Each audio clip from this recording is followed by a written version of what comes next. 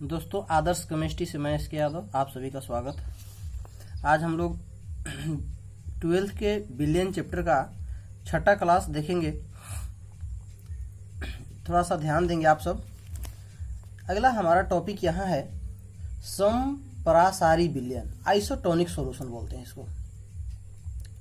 देखिए इसमें होता क्या है, लिखा हुआ है कि जब स्थिर ताप पर समान प्रासरण दाब वाले 2 बिलियन समपरासरी बिलियन कहलाते हैं। जब ऐसे बिलियन के बीच अर्धपरागम्य झिल्ली रखा जाता है तब उनके बीच परासरण नहीं होता है। इसका मतलब ये हुआ कि 2 बिलियन होंगे, उनका परासरण दाब जो होगा वो एक समान होंगे। जब परासरण दाब एक समान होंगे और जब आप दोनों के एक साथ ऐसे रखिएगा, रखा हुआ है मान लीजिए ऐसे, और उनके बीच सेमी परमिएबल मेम्ब्रेन से जोड़ेंगे आप, तो पार्टिकल्स एक दूसरे तरफ नहीं गमन करेंगे। तो ऐसे बिलियन के हम लोग बोलते हैं कि समपरासारी बिलियन है, अर्थात परासरण दाब दोनों का सेम है। अगला टॉपिक है हम लोगों का अति परासरी बिलियन, हाइपरटोनिक। इसमें क्या होता है कि अधिक परासरण दाब वाले को कम परासरण दाब वाले में मिलाते हैं ना। देखिए लिखा हुआ है कि वह बिलियन जिसका परासरण दाब किसी दिए गए अन्य बिलियन के परासरण दाब से अधिक होता है अति परासरी बिलियन कहलाता है। उसी तरीके से है अल्प परासरी बिलियन, वह बिलियन जिसका परासरण दाब दिए गए अन्य बिलियन के परासरण दाब से कम होता है अल्प परासरी बिलियन कहलाता है। एक बिलियन आपके पास रहेगा और उससे तुलना करना है। अगर अधिक वाला होगा, दिया हुआ है मान लीजिए कम वाला कोई है और बगल में आप ले आए हैं अधिक वाला, तो फिर वो आपका अति परासरी बिलियन एक दूसरे कहलाएगा। ठीक है, तो इस तरीके से बिलियन हो गया। अगला है इंपॉर्टेंट पॉइंट है हम लोगों का कि प्रतिलोम परासरण। देखिए दोस्तों, हेडिंग से ही पता चल रहा है प्रतिलोम का मतलब उल्टा, परासरण दाब आप पीछे पढ़े मतलब परासरण के उल्टा क्रिया। तो आपने पीछे परासरण को देखा है ना। तो यहाँ क्या है कि जब परासरण की प्रक्रिया में, परासरण की प्रक्रिया पीछे क्लास में आप देखे हैं, परासरण दाब से अधिक दाब लगाया जाता है तब परासरण यानी कि कणों का प्रवाह बिलियन से विलायक की ओर होने लगता है। बिलियन से विलायक की ओर होता है और उसमें क्या हो रहा था कि विलायक से बिलियन की ओर हो रहा था, जिसे प्रतिलोम परासरण कहते हैं। जैसे एग्जाम्पल के लिए आप समझिएगा, आपके पास इसमें हम लोग प्रतिलोम परासरण, इसी को हम लोग बोलते हैं शॉर्ट में आरओ। सुने होंगे आप लोग कि आरओ के पानी हम लोग पीते हैं। उसमें क्या होता है, देखिए 2 कंटेनर है, यहाँ एक पार्ट है एसपीएम लगा हुआ है, सेमी परमिएबल मेम्ब्रेन, इसमें लवणीय जल है। समझिए कि आपको ये गंदा पानी है।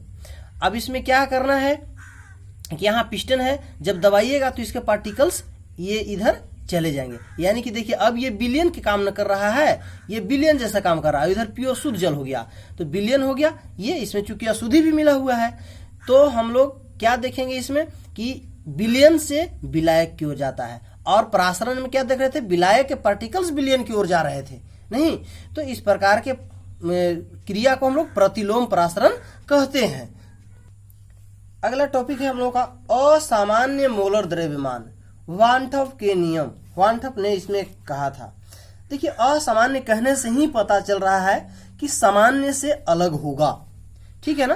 क्या लिखा हुआ है कि वैसा मोलर द्रव्यमान जो संयोजन या वियोजन की स्थिति में अनुमानित या सामान्य मान की तुलना में निम्न या तो कम हो सकता है या उच्च होता है, असामान्य मोलर द्रव्यमान कहलाता है।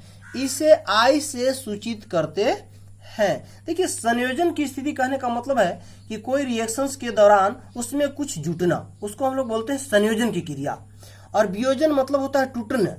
दोनों की स्थिति में मोलर द्रव्यमान जितना हम अनुमान लगाते हैं या जितना हम सोचते हैं कि अरे उम्मीद है कि इतना आना चाहिए, लेकिन क्या होगा कि जब कैलकुलेट करेंगे तो या तो उससे कम आ जाएगा या तो उससे अधिक आ जाएगा नहीं। तो हम लोग कैसे ज्ञात करते हैं सामान्य मोलर द्रव्यमान, तो सामान्य मोलर द्रव्यमान मतलब कितना आप उम्मीद करते हैं वो, और असामान्य कितना आया, दोनों को डिवाइड कर देंगे, जो वैल्यू आएगा वो असामान्य मोलर द्रव्यमान कहलाता है। उस तरीके से हम लोग दूसरे रूप में भी इसको कह सकते हैं संगुणन या वियोजन। संगुणन का मतलब होता है संयोजन ना, वियोजन का मतलब होता है टूटना के बाद कणों के कुल मोल और उसके पहले कणों के कुल मोल के अनुपात को हम लोग कहते हैं असामान्य मोलर द्रव्यमान। आई क्या है, वानठफ गुणक है। अब एक चीज ध्यान देना है, नोट, जैसे वांटव गुणक को शामिल करने पर अनुसंख्यक गुणधर्म। पीछे क्लास में आप देखें कि अनुसंख्यक गुणधर्म 4 प्रकार के होते हैं। पहला क्या था, वाष्प दाब में आपेक्षिक अवनमन। फॉर्मूला यही होता था P naught minus P S बटा P naught equal to N B बटा एन ए, बस आई से मल्टीप्लाई कर देना है सभी में। यही ध्यान देना है कि आई जो हमारा है वांटव गुणांक, उसको हमें सबसे गुना कर देना है, बस ये ध्यान देना है। एक चीज है कि संगुणन यानी संयोजन की स्थिति में आई का मान जो होता है, अगर संगुणन हो रहा है, रिएक्शन में कोई जुड़ रहा है पार्टिकल्स, तो उसमें आई का मान जो होगा वो 1 से कम होगा। जबकि वियोजन की स्थिति में, टूटने के कंडीशन में आई का मान हमेशा, आई का मान क्या होगा, 1 से अधिक होता है। हाँ, तो हम लोगों का ये अंतिम टॉपिक था। अब हम लोग इसको कुछ समराइज किए हैं, कुछ महत्वपूर्ण सूत्र हैं जो न्यूमेरिकल में काम आएंगे, आप सबों को दिमाग में रखना बहुत ही आवश्यक है। जैसे छोटे छोटे चीजों को समझना है, विलेय कहेगा यानी इसको घोले कहते हैं, इसको हम लोग NB से सूचित करते हैं या N2, दोनों बात एक ही हुआ, इसकी मात्रा हमेशा कम होती है। विलायक या इसी को घोलक बोलते हैं, इसको Na से सूचित करते हैं या N1, इसकी मात्रा हमेशा अधिक होगी। बस यही समझिए कि जिसकी मात्रा अधिक, तो जो अधिक मात्रा होगा उसको 1 नंबर देंगे या A नंबर देंगे, और जिसकी कम मात्रा होगी उसको 2 नंबर देंगे। यही ध्यान आपको रखना है, ठीक है। द्रव्यमान प्रतिशत, द्रव्यमान प्रतिशत का फॉर्मूला क्या होता है, बिलियन में अवयव का द्रव्यमान बटा बिलियन का कुल द्रव्यमान इंटू 100, यही इसका फॉर्मूला होता है। मोल अंश, मोल अंश को x से सूचित करते हैं। एक्स ए मतलब किसी का ए मतलब विलायक का चाह रहे हैं, तो उसकी मोलों की संख्या बटा बिलियन की कुल मोलों की संख्या। उसी तरीके से बी के लिए होगा, मोलरता कैपिटल एम से सूचित करते हैं, इसका फॉर्मूला है विलेय की मोल बटा बिलियन का आयतन, लीटर में होना चाहिए।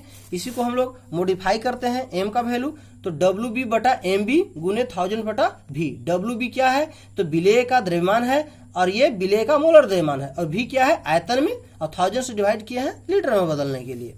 उसी तरीके से मोललता का भी फॉर्मूला आता है, इसको छोटा एम से सूचित करते हैं, नहीं तो विलेय की मोल होता है, विलायक का द्रव्यमान केजी में होता है। यहाँ बिलियन का आयतन होता है, यहाँ विलायक का द्रव्यमान होता है, पहले पढ़ाया गया है सारा कुछ।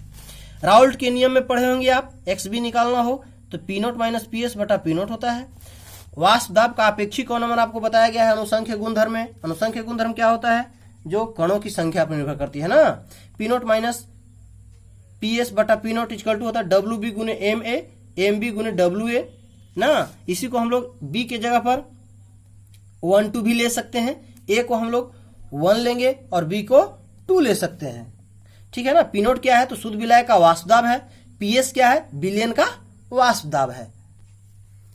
क्वथनांक का उन्नयन में क्या होता है, M2, तो क्या है, के बी गुने डब्ल्यू बी गुने 1000 बटा डेल्टा टी बी इंटू डब्ल्यू1 ना। ये एम बी भी हम लोग इसको लिख सकते हैं ना, के बी गुने डब्ल्यू बी गुने 1000 बटा delta T B into W A B C D के रूप में भी लिख सकते हैं। यहाँ एक फॉर्मूला क्या लिखे थे, डेल्टा टीबी बराबर टीबी माइनस टीबी नोट। यहाँ टीबी क्या है, तो बिलियन का क्वथनांक है, और टी नोट, नोट लग गया तो समझना है कि विलायक, बी का मतलब होता है बॉइलिंग पॉइंट ना क्वथनांक के लिए। डेल्टा टी बराबर होता है के बी गुने एम। के बी क्या है, पीछे बताया गया है।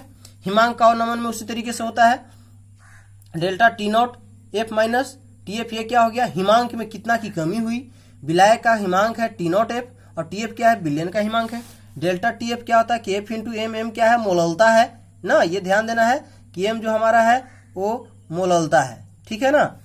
M2 क्या है, हम लोग M2 भी ले सकते हैं, MB भी ले सकते हैं। K F into W 2 into 1000 divided delta T F into W one. आप 1 के जगह पर A और 2 के जगह पर B भी ले सकते हैं। प्रासरण दबाव बराबर क्या हम लोग फॉर्मूला निकाले हैं, पाई इक्वल टू CRT। अब M2 बराबर क्या आया था, W2RT बटा पाई भी। R का वैल्यू कितना होता है, 0.083 लीटर बार प्रति मोल प्रति केल्विन। तो इस तरीके से हमारा ये चैप्टर खत्म हो गया। अब हम लोग आगे देखेंगे कि न्यूमेरिकल कैसे बनाना है। तो आप लोगों को सभी फॉर्मूला पर ध्यान देना होगा, तभी न्यूमेरिकल बना पाएंगे।